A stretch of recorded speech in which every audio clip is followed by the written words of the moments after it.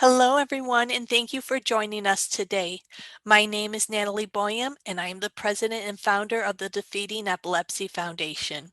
We are a 501c3 in Southern California, and our mission is to provide the advocacy and educational resources needed to the epilepsy community and our society. Today, our guest is Kate Couchman. Kate is a health coach in South Africa who specializes in helping people with epilepsy gain control of their seizures and regain their energy, independence, and freedom. Kate was diagnosed with epilepsy at the age of 12 and has worked hard to gain control of her health and well-being. Thank you, Kate, for joining me today. Having me. Epilepsy is a very frustrating condition to live with on many levels. Many assume that just taking medication helps to control seizures, but it is just one piece of the puzzle.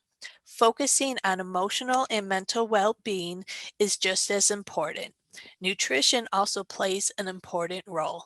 Foods that can increase inflammation can have a negative impact on somebody battling epilepsy. It is important to take everything into consideration.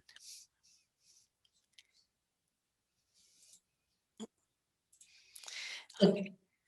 Okay. Yeah, absolutely. It is. With people with epilepsy, every time we have a seizure, your brain gets slightly inflamed. So just picking up on that foods can increase inflammation. Things like sugar increase inflammation. Processed foods will increase inflammation. And when I say sugar, I don't just mean like adding sugar to a cup of tea or anything like that. It's also when you pick up foods and you look at the ingredients, if it's in your top 3 or 4 ingredients, and that can be disguised in many different ways, whether it's sugar, fructose, glucose, sucrose, the food industry is very deceptive in the way that they label things. So we need to be quite clever with reading labels. But foods that are even really quite what our taste buds perceive as savory have a lot of sugar in them as well. And because we have a lot of nervous excitability going on in our brains, we don't want to increase inflammation at all. We want to try and encourage anti-inflammatory things. So staying away from sugar. Another thing that sugar does and processed foods is to increase stress, because as sugar spikes, so cortisol, which is our stress hormone, increases. And as many of us know that stress is a trigger for us. So as our blood sugars increase, then our body takes that sugar and stores it.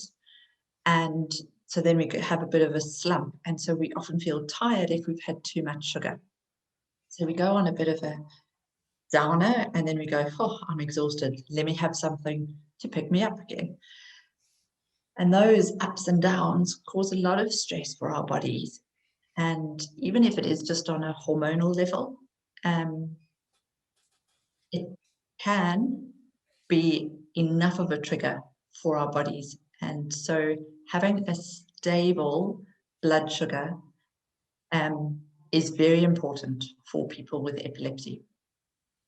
No, it is very essential. And I found doing my own research, there's things over time I put in my body that I didn't even realize how much I was harming myself.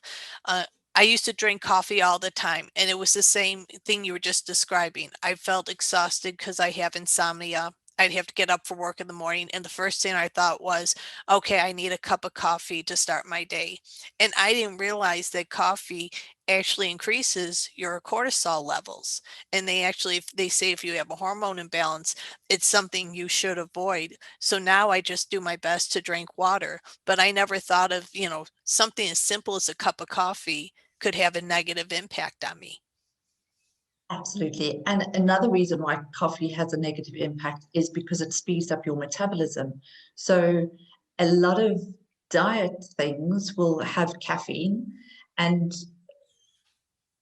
because of the metabolic effect. But what we need to be careful of is that it also speeds up the metabolism of our medication.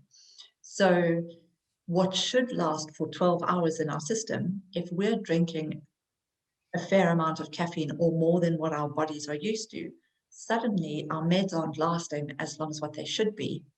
Oh, And wow. so it's processing through our systems quicker. And that's why caffeine for a lot of people with epilepsy can be a trigger. And absolutely, some days we'll have a cup of coffee and we're fine. It doesn't cause an issue. But add that to a lack of sleep and a bit of stress, and that's the thing that can cause us to have a seizure. It may be the last straw on the camel's back because of the metabolic effect and because of the cortisol effect. There's a whole lot of things going on with caffeine that we just need to be cautious of. Oh, that it's really interesting. So can you tell us what it's been like to living with epilepsy? Yeah, sure. I was diagnosed when I was 12 years old after I had had a tonic-clonic seizure. And obviously, they started me on some medication. That first tonic-clonic and my first few were just after I woke up. Then we noticed that that was my pattern, was first thing in the morning as I woke up. Not every morning, but it was on waking.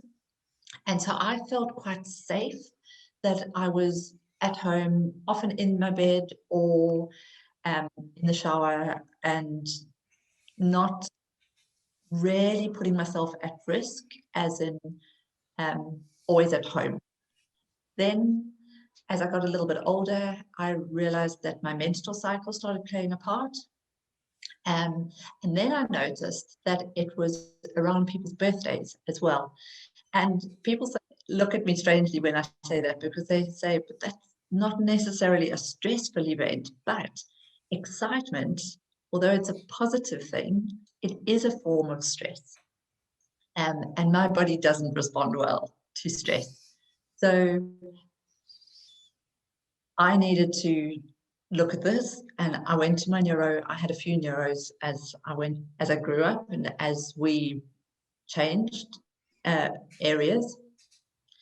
And I felt as if my neuro had to play catch up as my seizures kept on changing. And it seemed as if my triggers kept on changing. So I probably went through about 10 to 15 different medications and combinations. And eventually, by the time I was in third year university, I was having up to 100 seizures a day. Oh my goodness. That was really difficult, obviously, to try and concentrate, to try and hold a normal conversation. And I was just exhausted the whole time. However, I was not prepared to give up on my dreams. I was obviously still really young at the time, and I had so many dreams and aspirations. And I felt as if this was a time of when I was about to take off and fly, and my wings were being clipped. And I just thought, I'm not going to allow it to happen. My determination wouldn't allow me to give up just then. And I wasn't going to let the diagnosis stop me from where I was about to go. So I went back to my neuro and spoke to her and just said, help me. And I didn't feel as if she had the same kind of determination or urgency that I needed from her. And so I started looking for my own answers, and I started doing my own research.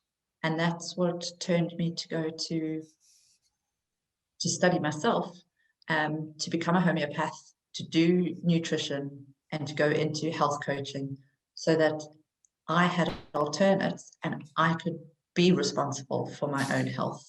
as well as taking medication. I'm obviously not narrow-minded and don't believe that there's one way, but I believe that there's a combination that works. Oh, absolutely. And, I had sadly the same experience with a lot of doctors where the mentality was, well, just take your medicine and follow up with me.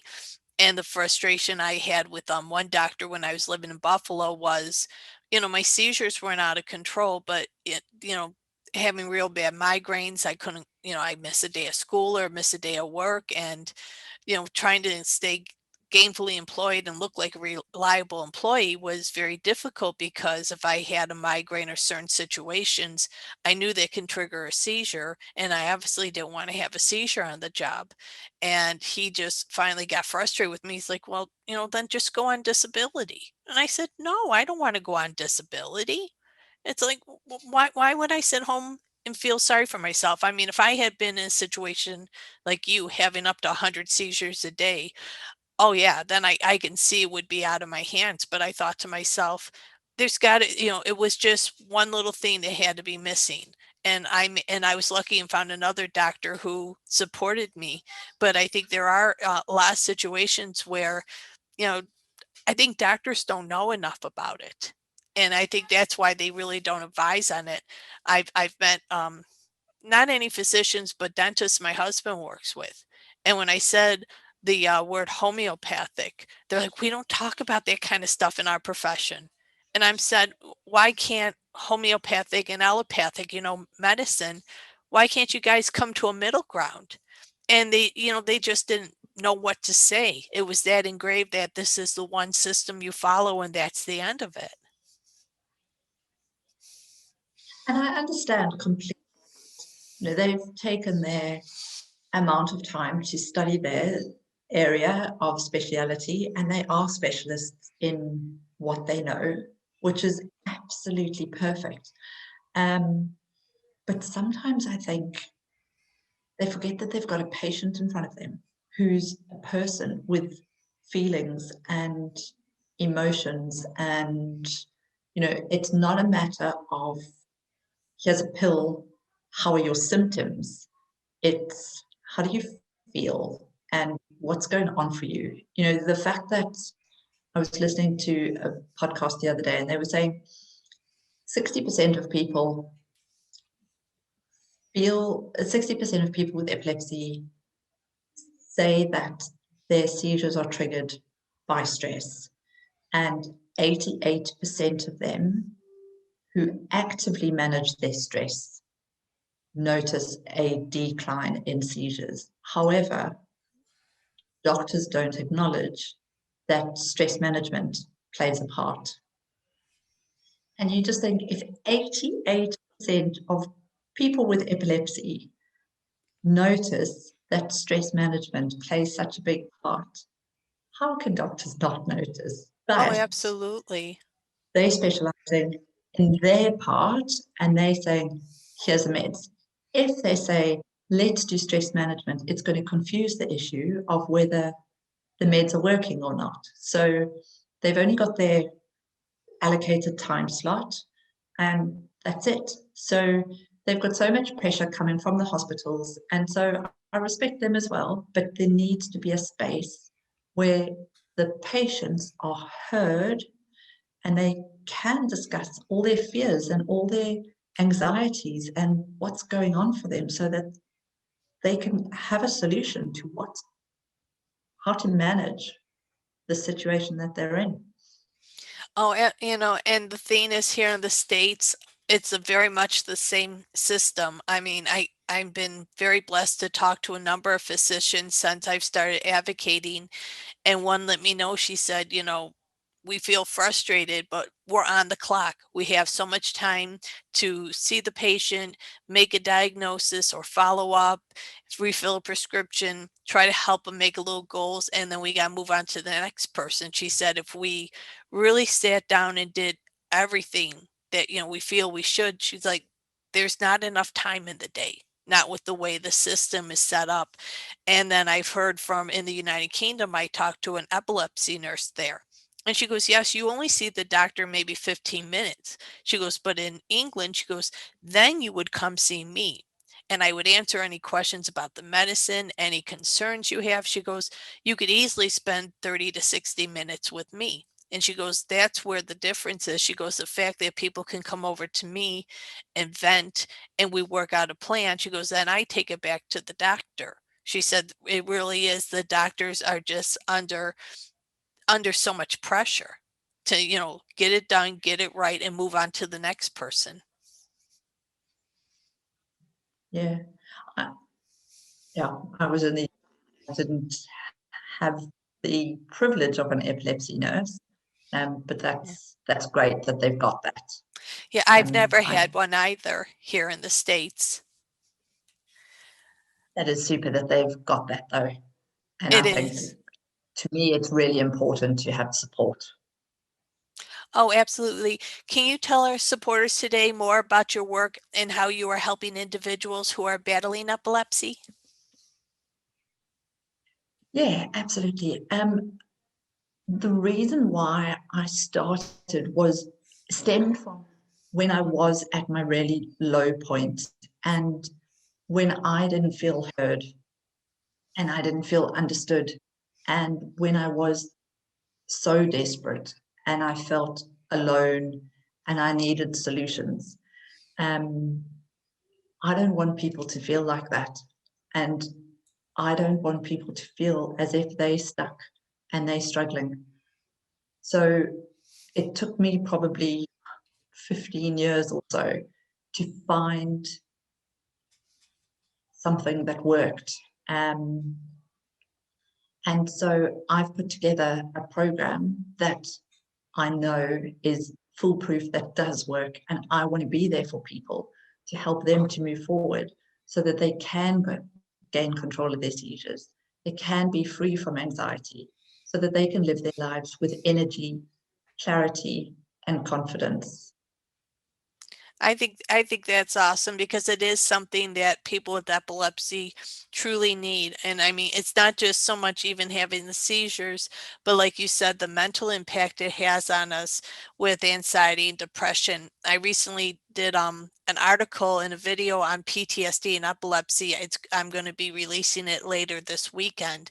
And I couldn't get over the statistics that 1 in 11 people end up developing PTSD in their lifetime, and that people with anxiety and depression are at higher risk for developing it.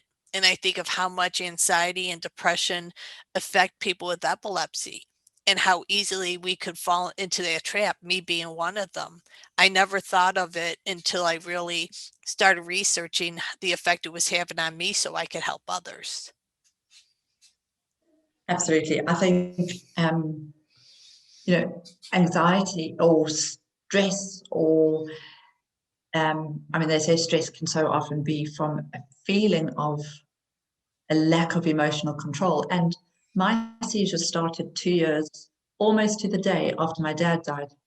Oh, And so whether that's an emotional link there or whether it was just the way that it was going to be, um, I've often had a seizure around his kind of anniversary. And I do think that stress plays a huge part, or like you say, in PTSD. And so often there's a traumatic event that triggers our anxiety and we need, or triggers our seizures. We need to help with getting to the base of that and managing that. And it's not necessarily just popping a pill. It's learning how to manage it, learning what is the best way forward for each individual. no, absolutely. And I think we need more and more the guidance to help people with that. Well, here in the United States, a lot of people battling epilepsy are not educated about overall wellness. For someone like me battling epilepsy, what would be the first steps you would recommend to achieving overall wellness? Natalie, as a health coach, I believe that our health is vital and we should strive for wellness, no matter what diagnosis we've got or what's going on for us. Our main aim is 100% wellness. when we try to gain control of our triggers, for instance, such as stress, such as lack of sleep, etc., that for us as people with epilepsy, that is a great starting point, because if we can control our stress, then it's going to help us in so many different areas. However, we can't just say, don't stress, because stress is a natural part of life. Yes. It happens to us all. But what we can do is learn how to turn the dials of our stress down. So when we're feeling stressed or anxious, when we've got all that head noise going on and we're feeling overwhelmed, we learn how to just go, shh. So it's almost like having the TV remote and going, mute or volume down. I'm not interested in that. Or like, okay, this is going on. It's not a situation I like being in. You know, like whether there's financial issues going on or whether there's work concerns or relationship problems that we can't necessarily get out of, but we have to deal with. And life is so multifaceted. So in my opinion, we take one step at a time. That's all we can do. If we try and knock it on its head again, it's just overwhelming. So we see what we can do, and by kind of picking away at it, by going just one little step, we're going to conquer that mountain. But if we look at the whole big mountain initially, from looking down below, it seems too much. It seems like we can't do it. If you say to somebody who's living at McDonald's that suddenly they're going to be eating organic kale, they're going to go, no, not at all. But if we say, gently, we're going to wean you off, instead of having a soda the whole time, let's try introducing something, diluting the soda, for instance, something that seems achievable. So aiming for overall wellness, to me, would be looking at every individual and seeing where they're struggling the most, and then seeing where I can support them every step of the way to achieve their goals, because for each of us, that's different. So I don't think Absolutely. there's a straightforward answer for that question, unfortunately. I think it does depend on each of us, but it would be, for everyone, it's different. And I do take a step-by-step approach where I'm there every step of the way, helping people through in order to ensure their success. And I think that's awesome, because I think there's a lot of people, you think of every new year, they're like, I'm going to lose weight, I'm going to do this, and they within a month burn out and go back to back habits, because they don't think, okay, rather than doing it all at once, what's one little thing I can change? I think that's one of the things I've had to, in not just my personal life, but my professional career. I've had to remind myself, as I've done my advocacy work, I can't save the world. I have to pick and choose, what can I help to improve on, and hopefully other people will follow in my footsteps and help to contribute to changing goals that we have for the better. Absolutely. Yeah. No, that's 100% right. And like you say, everybody's starting a new year and they want to turn over a whole tree, not just a whole new leaf. As soon as they make a mistake, they go, oh, well, I'll start next year. Instead of just, okay, well, that happened. Let me carry on. Or, Yeah. okay, I had a slice of cake. That's all right. I don't need to eat the whole cake because I had a slice of cake. I can just carry on as it was. Like, it's normal to have a slice of cake. It's not normal to eat a whole cake, and it's not normal to have a slice of cake every day. But if these are my goals, then let's stick as close to them as possible. Yeah. No, it's the truth. Well, many people with epilepsy experience negative side effects from their medication. What can people with epilepsy do to help alleviate any side effects they deal with? Okay. Side effects, again, vary so much from person to person, whether they're getting headaches, mood swings, nausea, appetite, variation. Some people get really hungry, some people have no appetite at all. Some people cruise through, hardly feel any side effects at all. So again, it's a case-by-case basis, but my top tip would be to make sure that you're well hydrated. Oh yeah. Water is key, and um, water helps to detox you. So that's going to get rid of anything that your body doesn't need. So all the extra chemicals that your body is not using up. Obviously, the key ingredient that your body does need in order to control your seizures will be used, but anything extra that's in that drug that your body doesn't need, hopefully it'll be able to process and get out of your system as quickly as possible. Water also helps to keep your metabolism working at its optimum. So if you're constipated or anything and those drugs are just sitting there, then it's going to help getting rid of that. And so if you're getting headaches from being constipated or bloated and just feeling a bit yuck, it's going to help alleviate any like extra headaches that are accumulating. And it also helps brain function. So if you've got any brain fog or difficulty concentrating from, obviously that's a common thing that comes up with people with epilepsy. It may be a drug side effect. It may be a slowed down metabolism thing, but it may be a digestive issue from stress, from poor diet, from various things. So, yeah, just making sure that you're drinking enough water can alleviate all of those.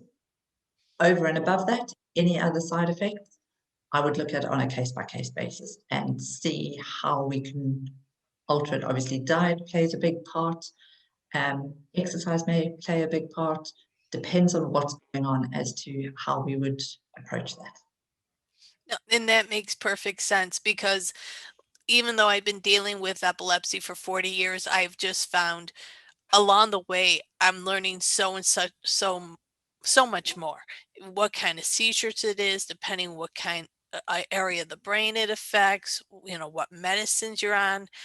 Just the interview I did that we just posted yesterday, just hearing about EEGs and you look at the basic information of a normal and abnormal brainwave, and that was the one thing the technician said. It's like with the combination of medicine, lifestyle you follow, what may be normal for one person can be totally abnormal, and it just shows how I don't want to say unique, but like you said, on a case to case basis, it's complex epilepsy. It's not a one size fits all for everybody.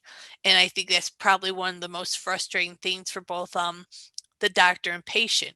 It's really what can we do to help the patient and myself from a patient perspective when I've had doctors putting me on a ton of meds and suddenly pulling me off or adding something or pulling something off. It's so frustrating because I was telling a friend of mine who also has epilepsy, I said, whenever I've had any major change in my medication, I feel like I become a new person. Like there's been multiple Natalies in this life.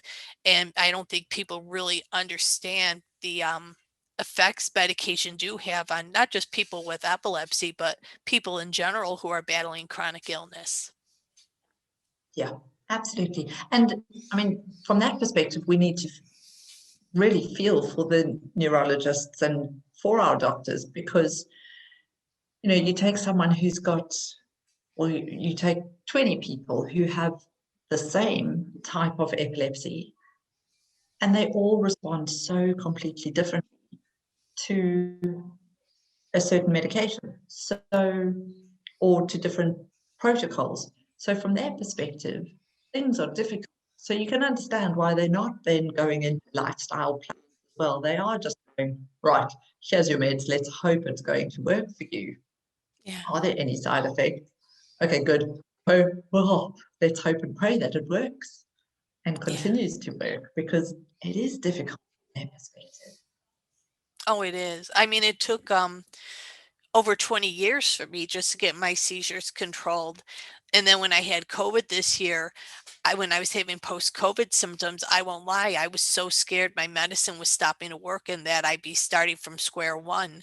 And I told a friend of mine, I said, I don't think I have the strength to, try another 20 years. And, thankfully my friend reassured me that, I was getting too worried about something. And like you said, we have to take it a step at a time. But I think for so many, just the moment something's not working right or something's off, just the fear of losing control of your body again. And can the doctor really figure this out? Or, you know, who's going to back you up in this situation? I think that's why stress is such a contributing factor for people who are battling epilepsy. It is, it's massive. And I don't think many people understand it until they've been there. Um, and not just the stress of what we're going through as people with epilepsy, but we also are concerned about what our family are going through. Oh, yeah. Um, so there's a lot of responsibility on our shoulders. And then almost the frustration of when people are overly protective, then you think, leave me alone. I need my space. I don't want to depend Oh, on you. yeah. Um, and there's kind of that constant battle that goes on, but it does just add to the stress of what people feel. And so, yeah, absolutely. A key thing is stress management and anxiety, 100%. Well, I like the fact that you brought up caregivers in that situation and how it affects them, because my mother was very overprotective of me, and it was extremely frustrating. But now that I look back, I realize, she was scared and anxious herself of what was going on. So I can understand from her point of view how scary, I think it's mainly because I'm a parent now myself, how scary that must have been. But I'm at the time in my life, especially when I was a teenager, you know, where are you going? Who are you going to be with? It wasn't even just because she didn't trust me with friends. It was she wanted to know where I was pretty much at every moment, because the thought of me having a seizure really frightened her. And would she be able to help me in those situations? And I found even when I went on to college and was living independently, if I, at one point I wanted to do a study abroad, and she was so scared. And I think at the moment she didn't think of what she said. And she said, "Oh, great. I have to worry about them sending you home in a body bag." And I was so taken aback. I thought, "Ma, really? You automatically assume the worst. You think I can't handle this?" But I think it was just the years of stress and anxiety and the what if that, I don't think she meant it to be mean. I think it just slipped out of fear. 100%. Yeah. I often said that I got the easy side of it because I would just go unconscious and wake up either in hospital or with paramedics sticking a drip into me or something, whereas they had to experience and they would have to, like find me with my teeth knocked out or Oh, blood falling out of my head or, like try and get me out of the bath if I'd passed out in the bath or, they would find me in a horrible situation and they would have to rescue me. Um, Whereas for me, it was a matter of when I had a tonic-clonic, it was a matter of just waking up and having a headache and yeah. recovering my memory after a while. And that was it. Um, so yeah, I often said that they drew the short end of the stick, being the caregivers. And so I'm really like part of my recovery and part of my determination was for them as Yeah. well, because I didn't want to subject them to it. Like when I came round, my sister's 10 years younger than me, seeing her in floods of tears or like the fear in her face just really used to upset me. And I thought, I've got to find a solution. I can't go on like this anymore. So yeah, that was definitely a motivating factor for me. Yeah. My siblings are 11 and 12 years younger than me, and sadly, they witnessed from a very young age seeing me have seizures. And, the same thing, it broke my heart. And I'm especially close to my sister, and I can't tell you how many times when I was younger, I would feel myself getting ready to go into a seizure. And the only thing she knew how to do, and I don't know how it happened or anything. All she had to do was come up to me and hug me and hold me, and I stopped. I mean, we had Oh, that kind of a connection, but it broke my that's heart to beautiful. think that, how much it must have frightened her and thought, how do I get this to end? And I've been That very lucky. She's been so supportive of me. But at the same time, yeah, I've had the same feeling because, I don't think of myself as their mother. I'm their big sister, but at the same time, I do what I can to help them, mentor them, and protect them. And the thought of yeah, me being in a vulnerable state and putting them in a state where I pretty much turn my siblings into another form of a caregiver, I just felt so terrible that they had to experience that in their childhood. that's we can't blame ourselves for that. Yeah. It is what it is, and it makes people stronger. Like, it's a horrible situation to go through, 100%. But I think for me, certainly in my family, we've all said, "Oh, it's made us much closer because of Oh, it." yeah. But just saying that you're giving you a hug brought you out of it, to me, is quite logical, because the vagus nerve is helps control your parasympathetic system, which helps you to relax. So by giving you a cuddle is a way that calms you down. So when we're in stress mode, that's your survival mode. Just before a seizure, you very heightened survival mode. So obviously, people often have a VNS, vagal nerve stimulator, implanted, but we can do a whole lot of things in order to stimulate our vagal nerve um, on our own if we know that a seizure is coming.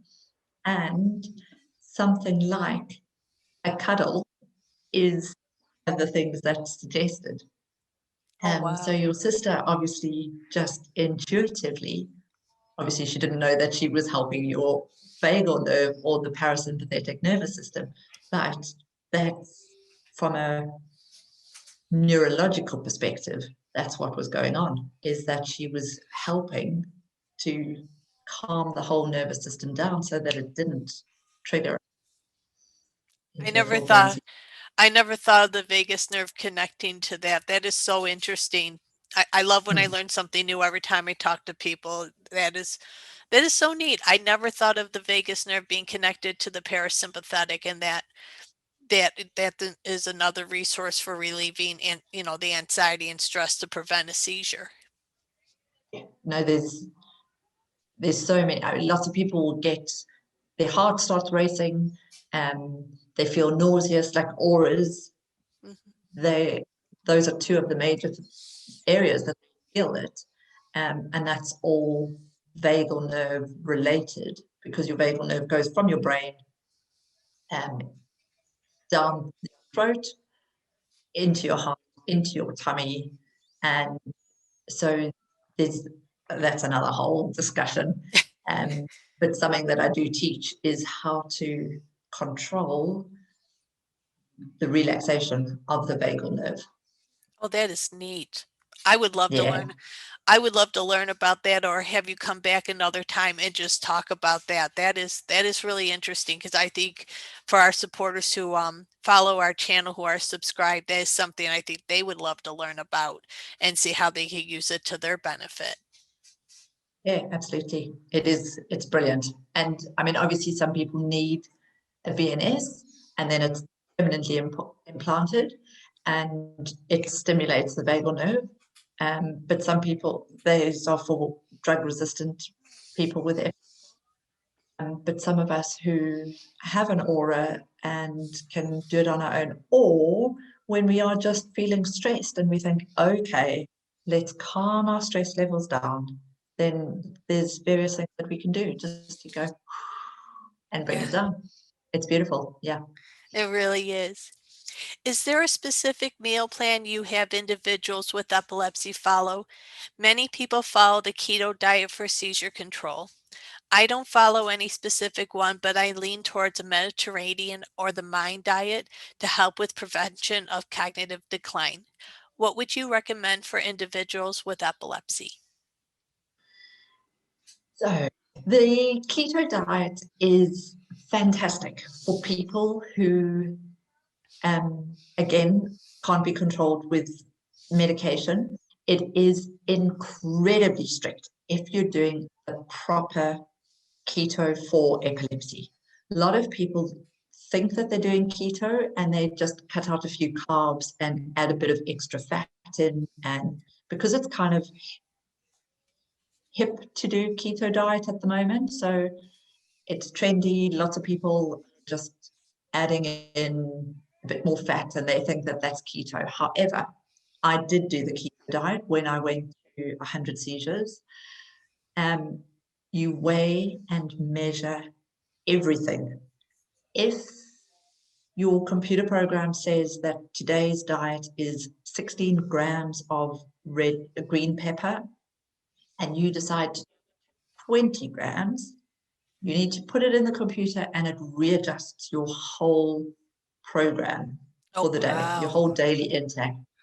If you've dished up your mayonnaise and you can only have one brand of mayonnaise and you have to add olive oil to that mayonnaise to make sure that it's fatty enough, once you've weighed the certain amount, you can't lick the spoon because that's going to bump you up.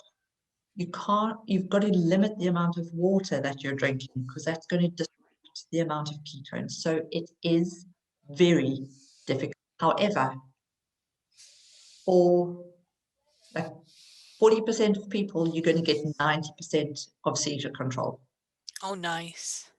For 40% of people, you're going to 50% of seizure control. And for 20% of people, it doesn't work. Okay, so your odds are good for some people, but it is super, super strict. At the time when I started it, I was vegetarian and you have to eat meat. So I sat there with my first little bit of chicken. You can't even have a whole chicken drumstick. So your meals are tiny, but high in. Oh, wow. Sat there with my first bit of chicken with tears streaming down my face going, I'm sorry. But I needed to get healthy. So I decided to sacrifice my choices and my values for my health. Yeah. And I did it for 2 years. And then I thought, I need a life again. It is difficult, however, it works. They say what that does is that it readjusts the bacteria in your gut.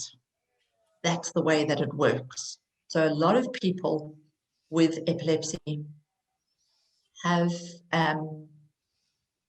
altered gut flora. And because 70% of our immune system is in our gut, and that helps control the whole inflammatory pathway, and we've got our gut-brain connection, as soon as our immune system is sorted, then our brain function better. So that's part of the reason why the keto diet works. Also, another thing, so I don't put everyone onto the keto diet. It's too difficult for most people. A modified Atkins diet works really well because our brain is 60% fat. And so by putting in more fat works well. What you're doing generally when you are following any diet, in my belief, is that you're cutting out junk. Yeah. So Another thing that I think is very important is the blood sugar balancing diet. Again, it just cuts out sugars.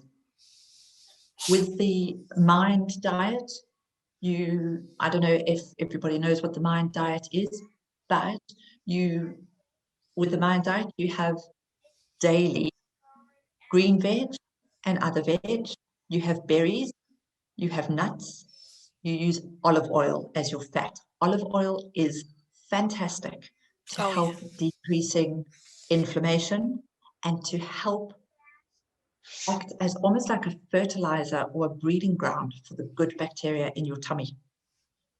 You're having whole grains as opposed to having refined processed rubbish, which turns to sugar really quickly. You're having fish, which is oily and provides the omega-3s for our brains. You're having beans and legumes, chicken.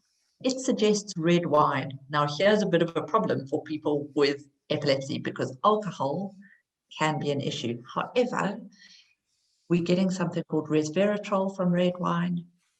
We also get it from red grape juice. So if Oh, alcohol is the trigger, you can have red grape juice. And it says to only have it twice a week. So we don't need to have it on a daily basis. That's absolutely fine. And I'm not a big fan of juice. I think it's got too much sugar in, so we can dilute it. That's absolutely fine. oh, that's Things good that to know.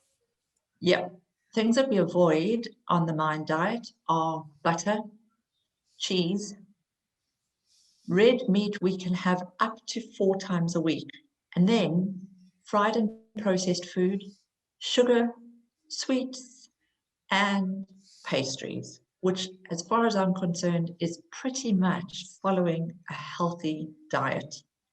But the key in that is olive oil, fish, whole grain. Those are my major things Yeah. in there. So no, I don't necessarily put people onto a meal plan, but I do encourage them to eat protein with every meal or snack. Make sure that they're eating 3 to 4 times, every 3 or 4 hours to ensure that their blood sugars are stable. And I do encourage healthy fats, Oh, no yeah. low fat rubbish, because with low fat or fat free, then they often add sugars in to make it taste nicer. So by all means, have nuts, have seeds, have your avocados, eat lots of fish, and olive oil, in my opinion, is the one to go with. Oh, So absolutely. I mean, myself, my father's family is Mediterranean, Middle Eastern descent, and that's all we cooked with was with olive oil. And I mean, it was probably the best thing. At that time, I didn't think of it as a kid as how important our diets were. But my grandmother really made sure we followed such a healthy diet. I mean, I have to say, probably the only thing that was really fatty was if we ate lamb. But besides that, we ate lots of vegetables. We had things with vegetables like tabbouleh, or we had zhazhik it's a cucumber yogurt salad. I mean, yeah, anything pretty much that went on the table, I have to say probably the only thing that had sugar in it was the yogurt. Besides that, everything was very strict on primarily vegetable and then some protein and the protein fat with the lamb. yeah, yeah. And what I would suggest as well is if you take your plate, you divide it in half, and half of the plate is veggie, and you make them as colorful as you can. So, not necessarily just 2 veggies a day or anything. Whatever you want to add in there, the more color you can, the better. And then a quarter of your plate is starchy carbohydrates. So that can be your potatoes or your rice or butternut, or if you're having bread, then you have obviously just a little bit of bread or biscuits or something like that, because obviously we are normal people and we do have things like that. And then you have your protein for a quarter of the bread, and drizzle it with olive oil if you want to, instead of having mayonnaise and processed stuff. Mhm. Whenever you're having salad, have your olive oil and balsamic vinegar. Make it taste nice. Your food must taste nice. You don't want to eat it and think, oh, I'm on a yucky diet. You've got to enjoy your food. No, absolutely. And I think that's one of the hardest things for people when you're adjusting to something like that. When you're going through sugar withdrawal, you're going through the processed food withdrawal. I think it's hard for them to learn to appreciate good food and everything and just to do what they can to enjoy it. I think I like how you brought up the fact that some people would think, "Oh, this is a diet," and not have I guess you say the right mental look at it is, okay, I'd rather have a cookie, I won't lie, but this is even better for me. And to make it where you enjoy it, I think that is so important. Well, And the taste buds change after a while as well. So it's tough initially. And there's different people. Some people like a boot camp approach where you go, right, this is it. I'm not having it. And others like the more gentle approach. So some people will just switch out and go to fruit rather than the cookies. Um, so that there's still something sweet, but not as sweet as what they used to. And then others will make substitutes, like make a chocolate brownie, but instead of using sugar, then they use beetroot or butternut, or like add a veggie in there that's actually sweet, oh, but they're not neat. used to doing it, and they kind of disguise it so that they're tricking their brain into thinking that it's something that they used to have, but it's got a veggie in there. And yeah, like ease themselves into it like that. Oh, awesome. Yeah, I never thought of doing something like that, a substitute like that. That actually sounds really interesting. Like that's something they could experiment with and find something they really love and then dedicate themselves to it. Absolutely, there's so many options. No, that is awesome. Exercise is important in helping to reduce stress, something that can trigger a seizure. What are some exercises you could suggest that would be safe for someone battling epilepsy? So 100% right. Exercise has been proven to reduce stress tremendously. And we do recommend 3 times a week. 15 minutes is optimal. However, some people are so anxious that they're scared to leave the house. Um, so we can't say to everyone, right, let's go for a jog, because that's not going to work. Some people are, um, we need to work with each individual and see what they're capable of, what they enjoy, and what feels good for them. Um, we need to see where they're at and do something they enjoy doing, because when if our aim is to reduce stress, then we've got to bring something fun into it, because otherwise it's going to be even more stressful. Oh, yeah. So what I like to do is either pair it with something that they do enjoy. So if like walking, then do they want to walk with a friend? Do they want to put their headphones in and listen to their favorite music? Do they want to take a dog for a walk? Something like that, that has something pleasurable with the going for a walk. If they feel too vulnerable going for a walk and they just want to start gardening, then that's where they start.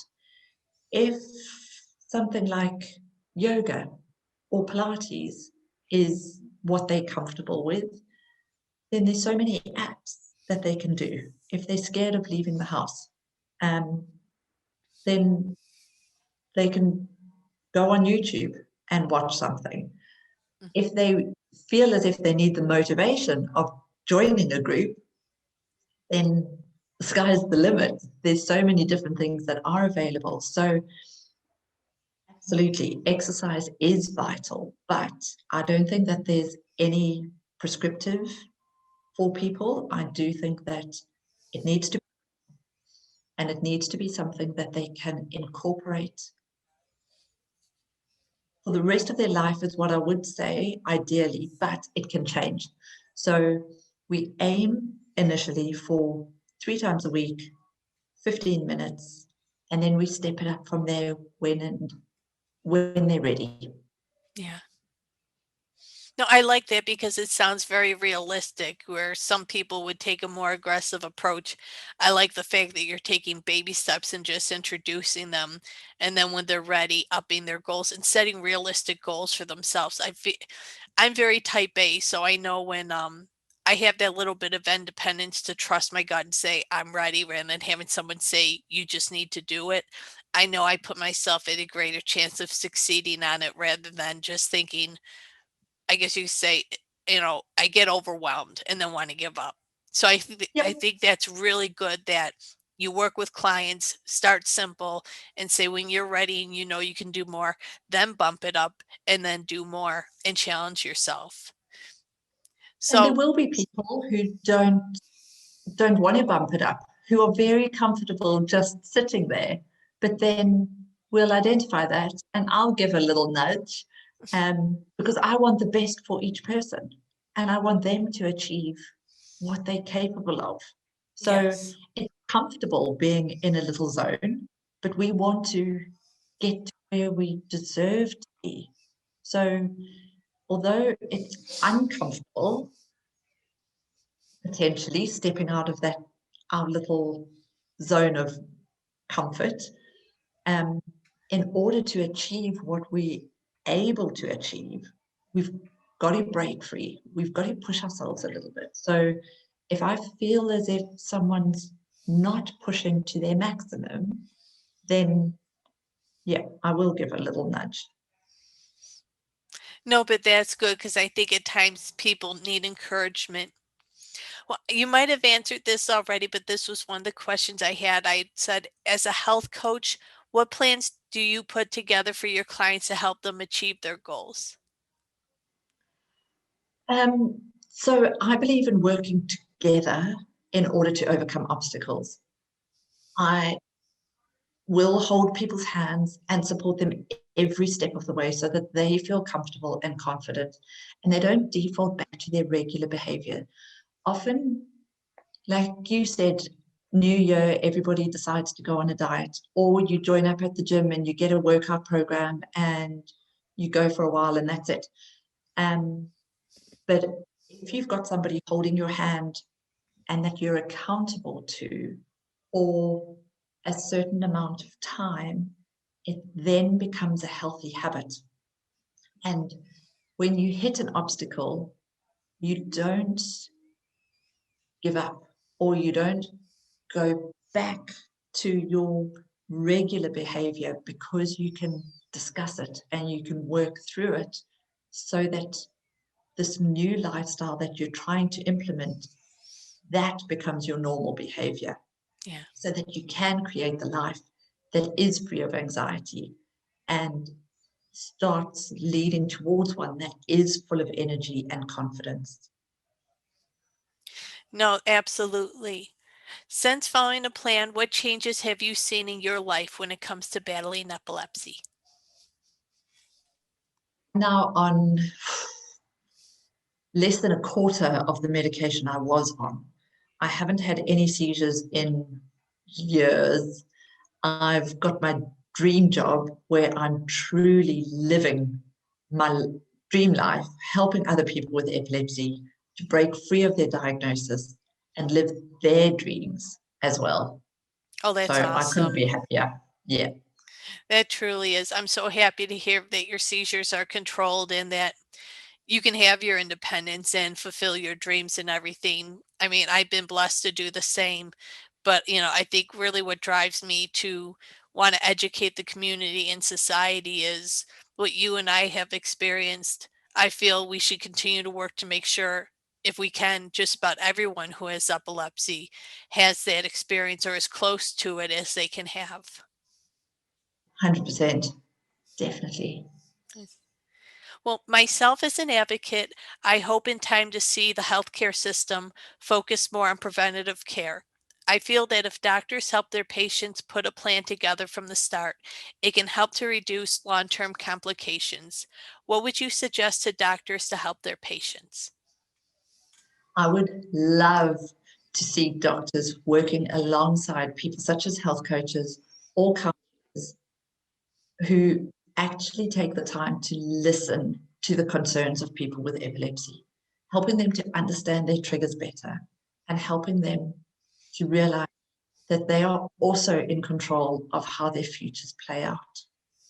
And it's not just, I'm not against it at all, please don't take this wrong, but it's not just a matter of taking medication, but there's so much more that each individual can do in order to control their seizures. Oh, absolutely. And what was it, about 3 years ago, the University of Southern California had an epilepsy synopsis. I didn't meet the qualifications to attend, but my husband, he has a PhD, and that was one of the requirements. So I took full advantage of that and asked him to register and attend for it.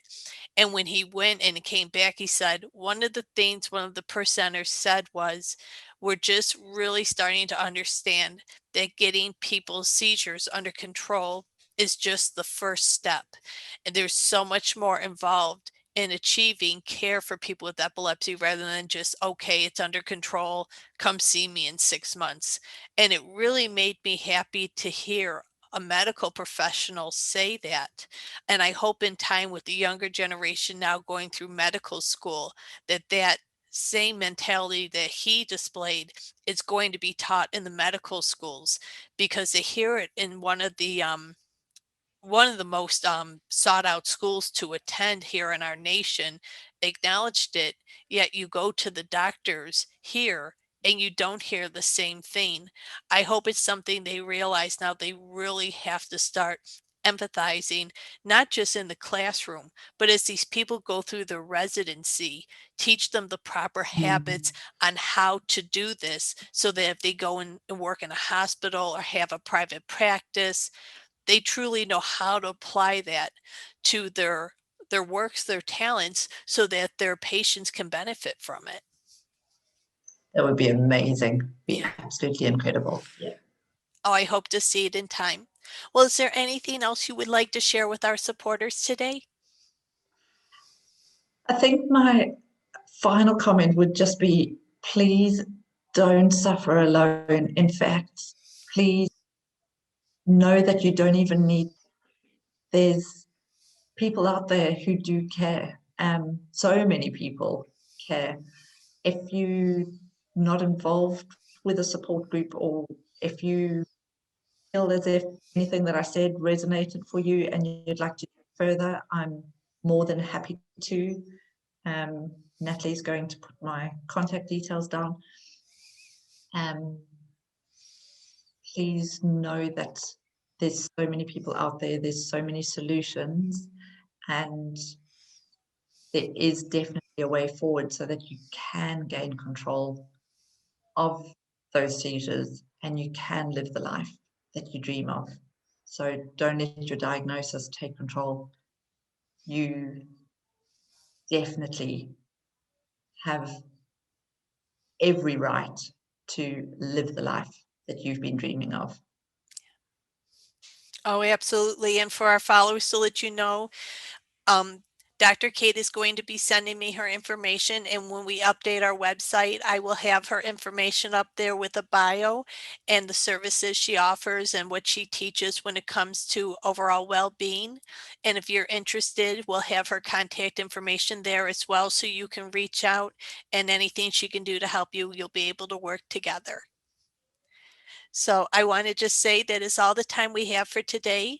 Again, I want to thank Kate for coming and taking part. To see the great work we are doing, please like our social media pages and subscribe to our YouTube channel. We invite you to visit our website at www.defeatingepilepsy.org to see how we are making a difference for the community. Thank you for your support, and together we will defeat epilepsy. Take care.